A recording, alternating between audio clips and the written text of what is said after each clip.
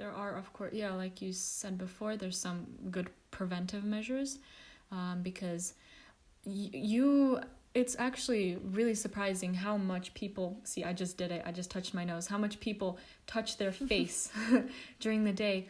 So really do make sure to have good hygiene. Just wash your hands I think it said 20 to 30 seconds under warm water with soap between your fingers, your thumbs, and just everything. Make sure to do it when you're like around sick people, when you're about, after, before, during, you eat like food, after you use the toilet, just, Oh yeah.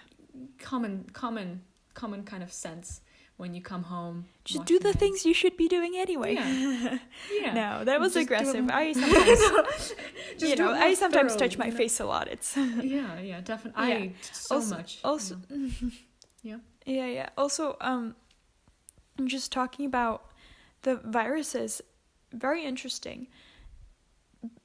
The nature of viruses means that if you miss like just a couple of them, at like 1 or 2 or 3, that can infect you. Whereas with bacteria, it's different. For example, for salmonella, to get salmonella, you would need about 20,000 of like the bacteria inside of you to actually get the disease. Whereas with viruses, just a couple will do the job. And so it's really important to make sure you don't miss like the tips of your fingers or anywhere when you eat. Yeah. Especially if you think that you're around somebody who might be sick, and obviously just in general not being close to those people, the spread of droplets, like the distance over which they can spread, is about 2 meters. So try not to be next to someone who's like closer than that to someone who's sick. Obviously if it's spread through aerosol, then it could even be longer distances, which is problematic. But again, we don't actually exactly know what the situation is with the coronavirus, and it seems to mostly be a combination of the two. Thank you. That's a lot of information, especially being informed not only about the situation now, but also how to prevent, maybe Protect yourself. Protect yourself. Just common sense stuff. Stay away from crowded places. I mean, that's just real super spreading right there. If you're in crowded places for long periods of times, people there coughing, just that is especially, actually we can go to this, how it's spread in places such as South Korea and Iran as well. What Iran is doing, it's interesting what's happening there right now, because they have stopped Friday prayers, right, which is like the first time in decades, which is, you could just see the severity of it. But there are still, like, apparently there's people saying that they have some clerks advised people to go to religious shrines for healing. So there's shrines still open. People go there, they touch the walls, apparently kiss the walls, the shrine doors, everything, and then they rub their hands on the shrine, and then they rub it on their face for good blessings. So just really, really... Yeah, that's unfortunate. It's unfortunate, yeah. I mean, yeah, absolutely. And speaking of Iran, there are concerns that there might be a new strain of the virus in Iran, because if you just look at the mortality rates, I think they surpass even what experts would expect from a country like Iran, given its healthcare and whatnot. Yeah, that's alarming, and it kind of makes you consider, if it's better to just get it over with the strain from China and just build an immunity to it, which, on one hand is an interesting topic. On the other hand, because we've talked about this before, but the danger of coronavirus here isn't necessarily for you if you're someone who's, young or like not either elderly or very young, then you don't really have cause to be very overly concerned for your own life. But when it comes to the lives of people who are either elderly, for some reason, or people that for some reason their immune system is suppressed, like people who are taking medication, or people who have health problems like obesity, what was it, high blood pressure, things like that could also be dangerous for them. So it's also about, protecting your relatives, protecting your friends from the virus, not just yourself. That's another aspect. Yeah, definitely. If you think, well, not think you're infected, but it's always good to stay, to be alert, knowing that, okay, my grandpa, he's got a low immunity, he's old, so do I really want to be going and visiting him after visiting Italy and, hotspots? So it's important to be, vigilant as well. Definitely. Also, just in general about the virus, if I can, if you don't mind me changing the topic here a little bit. Of course, yeah. What's very interesting is just the circumstances surrounding the spread of the virus, and how in recent years we're actually much more susceptible to these kind of diseases. If you think about it, not even 10 years ago, it was MERS, right? MERS, yeah. Yes, and then SARS was 10 years before that. Yeah. So who knows what 2030 will bring, but anyway, the circumstances surrounding how viruses spread to people, it looks like a lot of the times what happens is they come from animals. So even with COVID-19, we're thinking it was either bats, or I believe they also suspected armadillos. I think the animals are called... I don't think they're specifically called armadillos, but they also do eat ants. So yeah. It's they're something like that. Yeah, but it's actually thought that these animals caught it from the bats, and then then it got transferred onto humans. And of course, obviously, we're not gonna just probably thought that, in one of these large fish markets in Wuhan, someone had very close contact with these wild animals and probably caught it there, which is... I mean, if you just consider the state of the markets, though, there's the hygiene rules are very, very lenient, to say the least. I mean, these animals are often either butchered on the spot, and then the blood is just washed off, not even with soap, kind of rinsed with water. A lot of the times the animals themselves sit in their own blood or their own excrements as well.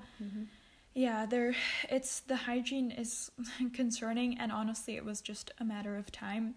But also the fact that the interconnectivity of the globe and just globalization in general is, on one hand, obviously you would say it's very good, and I don't want to sound like some kind of grandpa here. No offense to any grandpas watching or listening, but on the other hand, it can also be a bad thing that we're all connected like this, because a couple hundred years ago, if the same animal had come to just a small village in China, it would have probably affected the whole village, or maybe killed a couple people, more so than today.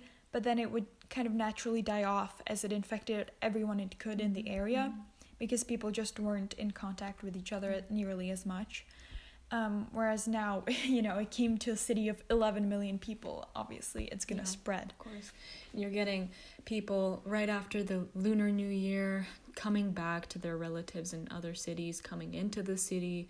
Just a huge movement of people, and just 1 billion people living in China, over 1 billion, just crazy amounts of people moving, flying in and out, and that is another, obviously, a debate. No one really would have guessed that this would have become a pandemic a month ago, or more than a month ago, because we obviously weren't sure how the contagiousness of the disease.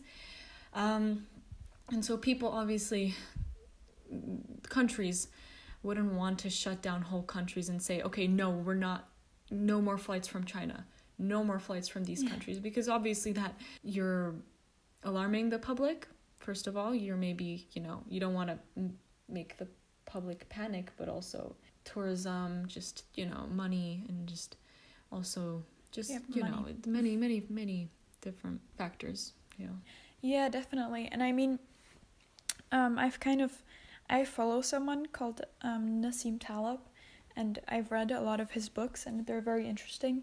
And I think he's about the coronavirus, he's absolutely correct that any kind of overreaction is way better than an underreaction, just in terms of spreading the virus, right? Yeah, but on the other hand, that's not exactly viable in the current country and the climate that we live in and the age, because if you shut down the entire city after 1 or 2 cases of a new virus, I mean, you'll lose millions on what is potentially a bad or not a good choice. And then obviously the person deciding this has to care about their own careers and whatnot. So I understand why it's difficult, I mean, it is what it is. It is what it is. And it's also very, very, there's so many things to think about these days, being like, okay, if we overreact, we close down cities, we quarantine everyone. Now we're seeing the stock market not doing well. But just think about if we would have overreacted and everything just would have shut down. You get on one hand, you are probably containing what could be a pandemic, what could have become a pandemic, but then there's economy.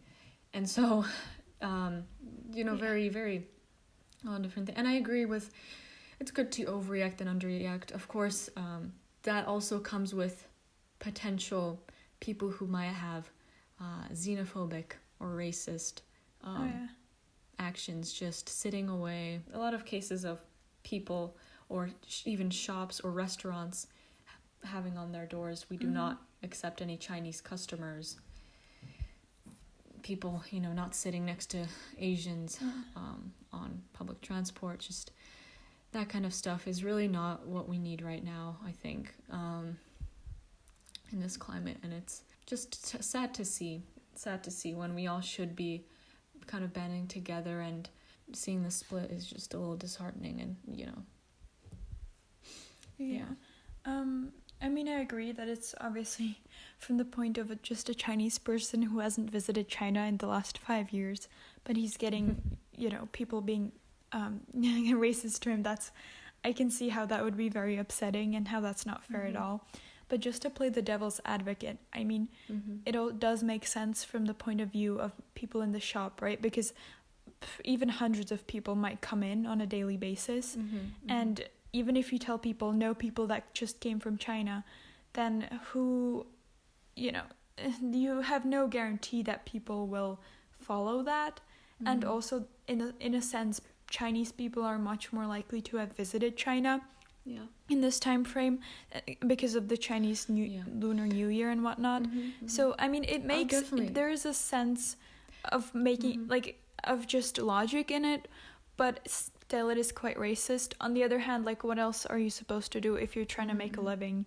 And again, I'm not trying to condone racism against Chinese people or Asian people, but what are you meant to do if you're trying to make a living? But of course, I understand. Maybe not a month ago, but now it's alarming. Yeah, and I mean, it's true that not just Chinese people go there.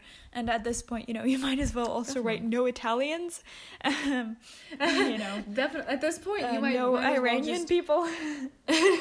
No Iranians, and no people who have gone to Italy for ski trips. Just everyone. Yeah. Maybe you can just serve really bad pizza, and that'll turn away all Italians. But just right, we have really bad pizza, guys. Please leave. Microwavable pizza. We put gravy on pizza. Welcome. Oh. Are Italians against pineapple on pizza? That would just turn away all customers, honestly. Yeah.